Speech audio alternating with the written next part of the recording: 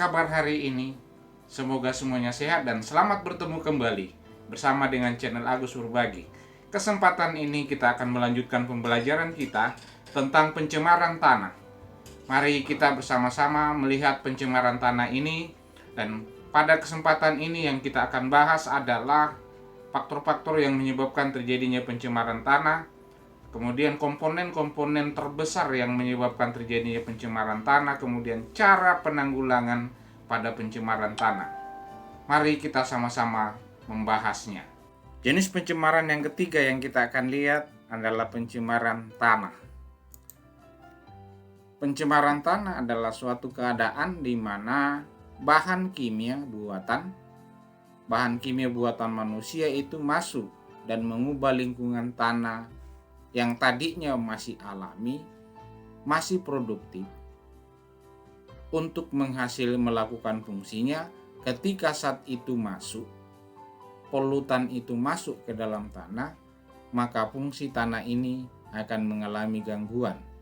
Pencemaran tanah. Penyebabnya diantaranya limbah domestik, kita akan lihat nanti, limbah industri dan limbah pertanian. Dua ini sama-sama tadi itu ada juga di pencemaran udara. Jadi limbah ini yang dihasilkan industri dan pertanian ini masuk ke dalam tanah, limbah domestik masuk ke dalam tanah, menyebabkan fungsi tanah itu terganggu, maka itu yang disebut dengan pencemaran tanah. Ada komponen-komponen menurut survei buku yang kita gunakan itu yang menyebabkan terjadinya pencemaran tanah. Kertas itu prosentasenya memiliki ternyata kontribusi paling besar, sekitar 41% yang menyebabkan tanah itu tercemar. Untungnya adalah kertas itu masih gampang terurai. Limbah bahan makanan 21%, bayangkan aja. Gelas ada 12%, logam besi 10%, plastik 5%, kayu 5%, karet dan kulit 2%, kain atau serat tekstil 1%, dan logam aluminium 1%. Masih ada ke bawahnya itu, tapi itu tidak berkontribusi.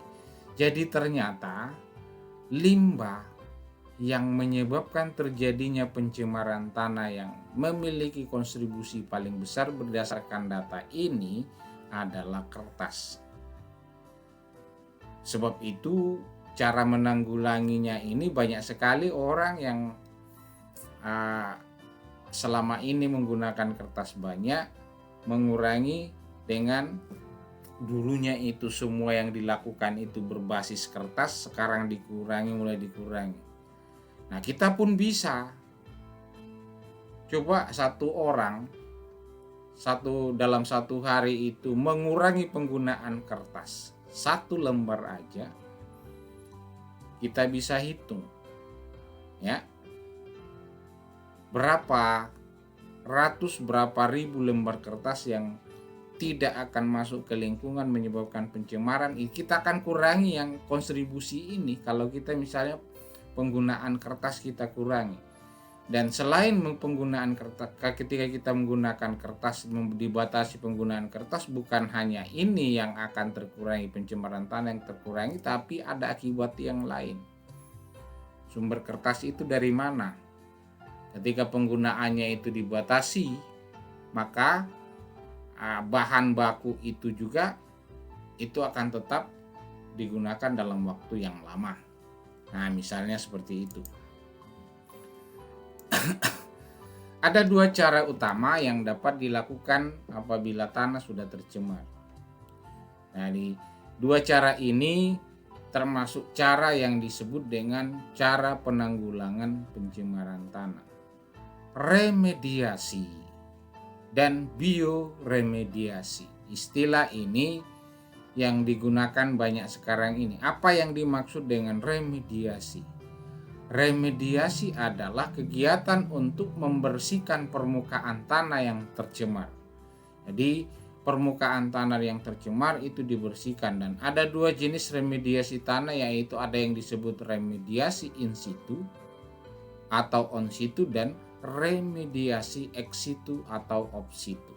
Nah, nanti kita akan lihat lebih lanjut apa itu in situ. Tanah-tanah yang diremediasi in situ itu dibersihkan.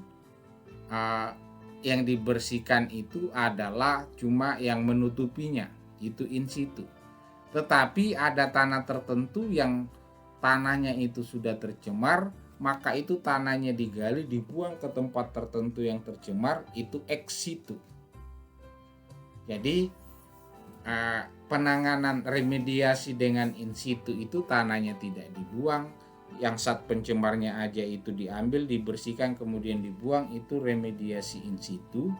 Sementara remediasi ex situ itu karena tanahnya sudah tidak bisa diolah, sudah mengganggu, sudah tercemar, maka itu digali tanahnya lalu dibuang ke tempat lain, itu namanya ex situ. Nah, itu yang pertama, remediasi. Yang kedua adalah bioremediasi. Dari kata bio ini berarti melibatkan makhluk hidup.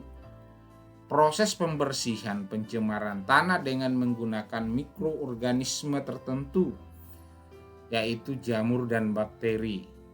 Nah, tadi itu yang pertama itu dilakukan langsung oleh manusia melalui in situ dan ex situ. Nah, sekarang menggunakan makhluk hidup yang lain dan prosesnya itu namanya bioremediasi. Bakteri atau jamur digunakan dalam hal ini. Bertujuan untuk apa? Bakteri dan jamur ini memecah atau mendegradasi, menghancurkan zat-zat pencemar itu menjadi bahan-bahan yang kurang beracun, kemudian atau tidak beracun, atau mudah terurai di lingkungan. Dilakukan ini. Nah, ini dua cara kalau pada tanah itu terjadi pencemaran. Nah, salah satu mikroorganisme yang berperan atau yang berfungsi sebagai bioremediasi adalah ada yang disebut dengan jamur PAM. Jamur fascikular arbuscular mycorrhiza.